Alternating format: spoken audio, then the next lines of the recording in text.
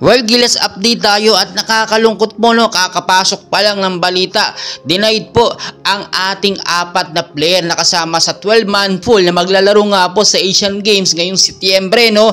Hindi po makakasama si Walan Tautua, Terence Romeo, Calvin Abueva at Jason Perkins, no. Ayon na nga rin po yan sa inilabas po na report ng Spin.ph ay hindi po pinayagan, no, ang apat na player natin ng mismong komite ito nga pong Asian Games. At nakita nyo naman, no, Hangzhou Asian Games Organizer Committee has denied the request of Gilas Pilipinas to add Calvin Abueva and Jason Perkins kasama sa 12-man pool ng Gilas Pilipinas. So problema na naman po ito ngayon. Mag-a-adjust na naman ang lineup ng Gilas Pilipinas natin. Sakit na naman sa ulo ni Coach Tim Cone kung paano niya i-adjust ang lineup po ng Gilas Pilipinas dahil maraming mga Gilas nang hindi available.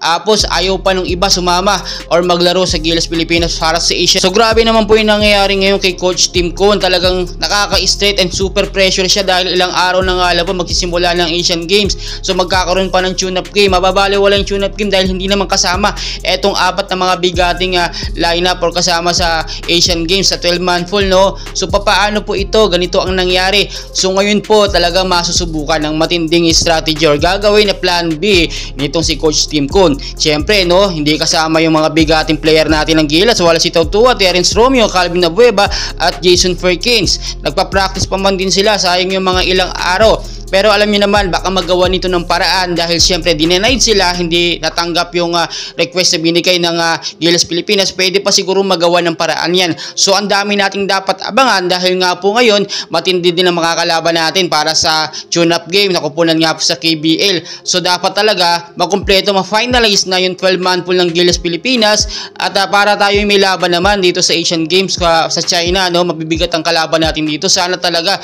magawa ng paraan ni Coach Tim Cone at tulungan naman natin sila. Sana wag na magmatigas yung mga ibang player na kinukuha ni Coach Tim Cone. Tulad na lang po ni Mikey Williams, no. Talagang kinukuha ni Coach Tim Cone pero ayaw naman, gusto ng pera, no. Talagang patigasan kahit kinokontak na ayaw pa rin po. So ito talaga masusubukan natin yung strategy or paano nga bang gagawin dito ni Coach Tim Cone dahil sakit po sa ulo ito. Buti na lang po hindi si Coach Reyes ang umahawak ngayon sa Gilas Pilipinas. Baka naman kung ano na mangyari or baka mag-back out na ang Gilas Pilipinas dahil nga po sa nangyaring sitwasyon. Pero kung sakasakali po guys, no, tignan natin, no, kung talagang hindi na makasama itong apat na ito, may mga posibilidad po na mangyari na mag-back out na lang tayo kaysa wala tayong player na maglalaro nga po para sa Asian Games. Mas nakakahiya po yun, maglalaro tayo ng pilitan na hindi naman handa yung ating mga player. So napakaraming pang kaganapan. Please huwag nyo kalimutan mag-like and subscribe para updated kayo sa mga Gilas update natin. Maraming